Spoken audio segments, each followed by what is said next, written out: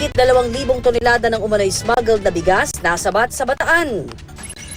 Komprontasyon sa Maynila na uwi sa pambubugbog na ikinamatay ng isang lalaki.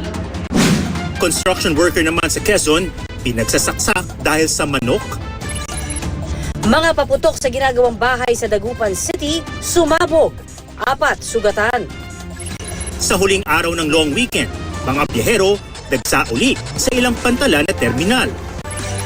At ang viral Christmas party na nauwi sa exchange gift na pang forever.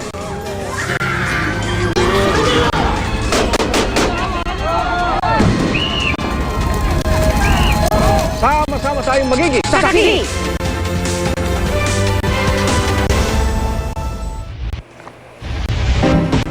Abot hanggang sa mga katabing istruktura ang pinsala ng pagsabog sa isang ginagawang bahay sa Dagupan City. 4 ang sugatan. Ayon po sa pulisya, may nagsindi ng sigarilyo malapit sa mga paputok na nakaimbak sa kwarto ng ginagawang bahay. May na-recover din daw na mga gamit sa paggawa ng paputok. Pero giit ng pamilya ng may-ari, stock lang ang mga paputok sabay hingi ng dispensa sa mga nadaman.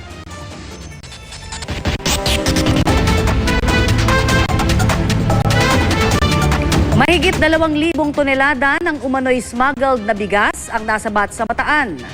Nagkakahalaga ito ng 100 million pesos ayon sa Bureau of Customs. Naaresto rin ang nasa 18 tauhan ng barko matapos umanong tangkain na idiskarga ang mga bigas na